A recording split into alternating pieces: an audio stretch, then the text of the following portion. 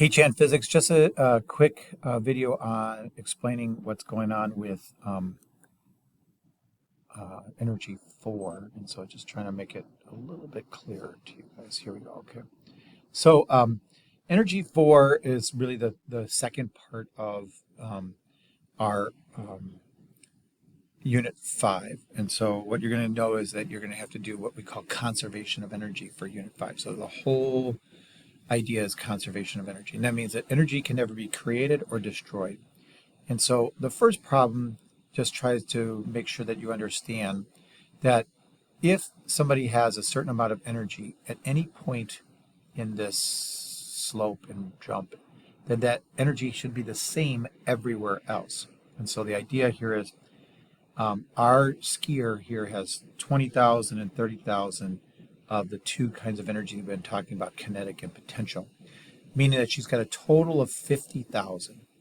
And so no matter where we go in this spot, we should always have 50,000 joules of energy. And so if she's got 50,000 here, because we just add these up, then she has to have 50,000 here. And since there's zero kinetic, it has to be all potential. So that's why that's 50. All right, and then if we go all the way down to the bottom here, well, here we have zero potential, so this has to be all kinetic. So she's cooking, she's making a lot of speed. And then here they gave us that was 15, so the other one has to be 35. And it's this last one right here that some people have confusion with. She's at the same height, and she's got the same mass and the same gravity. So whatever she has in potential over here, she has to have the same amount of potential over here. And so if she's got, I guess that's, let me just take a look here, 30,000 in potential, then she has to have 30,000 in potential over here because she's at the same height, and then therefore like that. All right, so now we're going to do these LOL problems. And so what I think that you have to do for every one of these problems is, number one, draw a picture.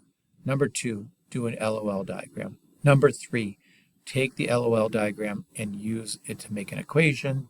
Number four, if you need to, substitute the equations in for the energies. And number five, plug in the numbers and solve for what's missing. So let's take a look at this. What are those 5 steps in order? First, draw a picture. So you've got a coconut, and it's going to fall out of a tree. And so it says the coconut was in the tree and fell out, and it fell a total of 12 meters. All right, so we drew the picture. It took us a couple seconds. Now we're going to do an LOL diagram. So before I reveal the LOL diagram, we just say, okay, what's happening here? At the beginning of the story, at the first part of the story, the coconut's up here. So that's our first L. And so our first L says there's potential energy because it's high, but it's not moving, so there's no kinetic. All right, then our coconut falls, so that's our second L. And in our second L, well, now it's just before it hits the ground. It's moving, so it's got kinetic, but it's no longer got any height, so it's got no potential. So that gives us our LOL diagram. And some people have trouble with this O. And what we're going to use that O is for later if there's work coming in. So does like somebody push it, or maybe there's air resistance, and so there might be work going out. But right now, don't worry about that O. What we're supposed to put in that O is we're looking at a coconut. That's what we're looking at. Okay. So now we've did step 1, step 2, now step 3. What's step 3 say? Step 3 says make sure that you then take this information and make an equation. What do I mean by that? Well, if there's potential here, then we're going to write down potential here. If there's kinetic, we're going to write kinetic here. If one of them is missing, well, then we just won't write it down because it's 0. And so we can see that since on this side, right, there's potential, I'm going to write down EP. And here, there's kinetic, so I'm going to write down EK. So EP equals EK. And we didn't write down this one because it was 0. We didn't write this one down because it was 0. All right, so now we look up at our problem, and it's giving us masses and velocities and heights. And so we're going to have to substitute in the equations for these things. So we know that EP is mgh, so we're going to substitute in mgh for EP. And we know EK is 1/2 mv squared. We're going to do that over here.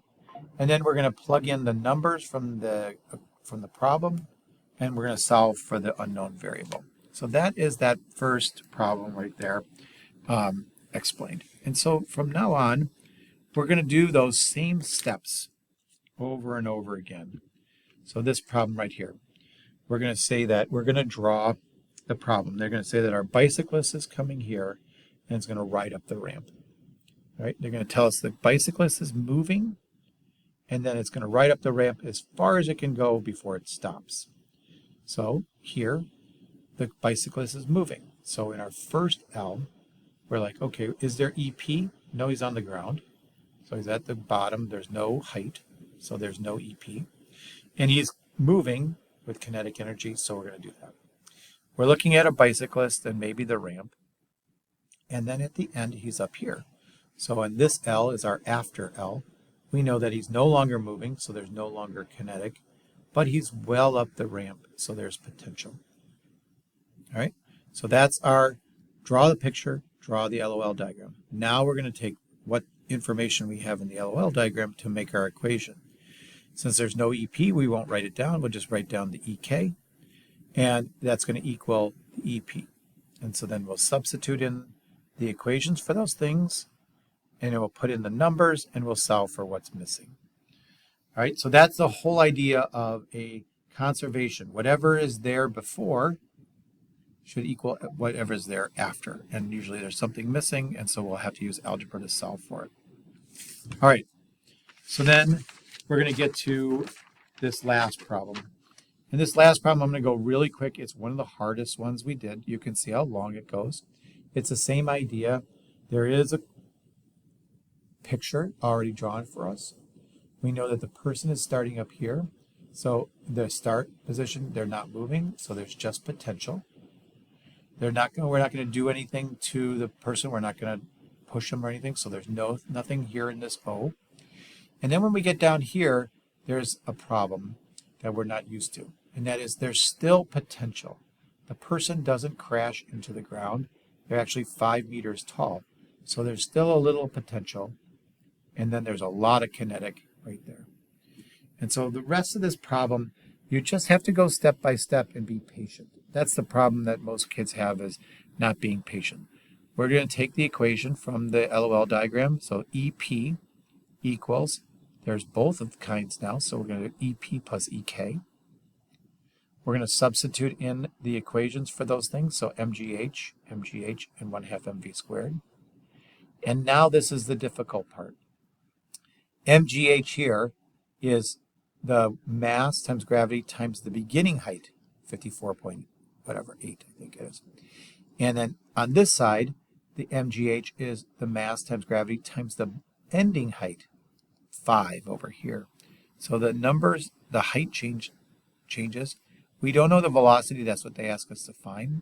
So now we have to do some math. This is all one number, so I put in my calculator, get a number. This is all one number, put it in my calculator. This is 1/2 of the mass, so I'm going to take 1/2 of 65, 32.5. I get 32.5 V. All right, so now this is a number, and this is a number with a variable. So these are like terms, so I'm going to subtract out this one to get everything here on one side. Then I'm going to divide by 32.5. And then I'm going to take the square root to get the velocity. Okay, so now we're going to change it up a little bit. We're going to add this idea called work. We're not going to assume that the person is just going to float down the hill or float down the power tower. We're going to do something while they're doing it. We're going to turn on the engine. We're going to hit the brakes on the car. And what that's going to do is that's going to do work. And so these first questions are saying, are you doing work? Are you changing the amount of energy by doing work? And so we say, what can we add work? What can add work? Well, we turn on the engine. That's going to add work. We can push or pull something. That's going to add work. All right. What can subtract work from our system? We'll turn on the brakes, or we can drag our feet or something like that. That's going to take energy out of the system. All right. So this problem that's right here is the first. If you don't get it, that's okay. It really is supposed to be an easier problem, but a lot of kids get confused on it because we skip a step. We draw our picture, we do our LOL diagram, we take the equation, but now we don't need to substitute in the equations for EK and EP and EK because they gave us the numbers as energies. And so it's supposed to be easier. A lot of kids find it harder.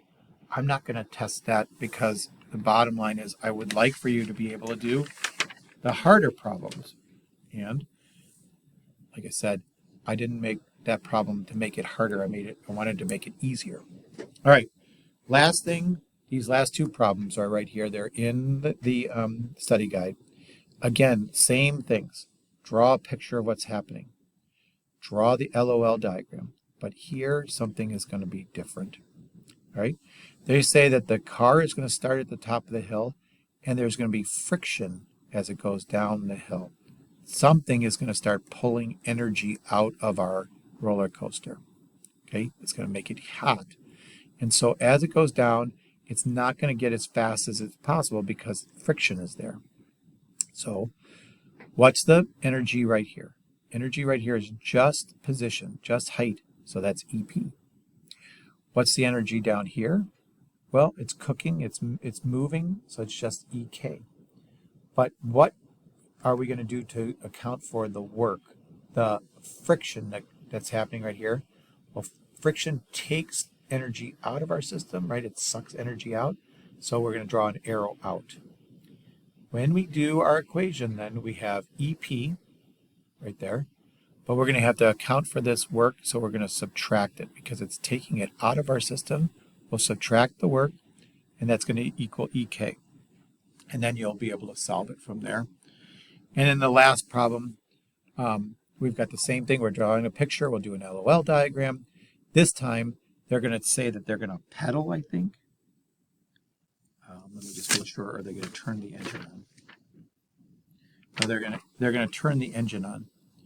Okay, so they're going to turn the engine on. So our car is going to start with some amount of kinetic energy. So it starts out with kinetic energy.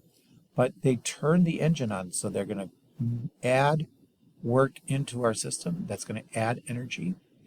And then the car is going to eventually level off and end up over here. And it's going to still be moving, and now it's going to be up on the top of the hill. So when we do our LOL diagram, we have our kinetic right here, our work from the engine coming in, and now we have both kinds of energy up here. Our equation looks like this. When we substitute in EK is 1/2 mv squared, the work is right there. EK is 1/2 mv squared and mgh. And now we're going to solve for the one thing that's missing, and that will be our answer. Okay, so I hope that explains to you guys what's happening here. But two ideas. One is a set of problems where there is no work, so there's nothing going into the system, and then another set of problems where we have work coming in. And so the first set, easier problems. The second part's just a little bit difficult by accounting for this work. All right, thanks guys. Bye-bye.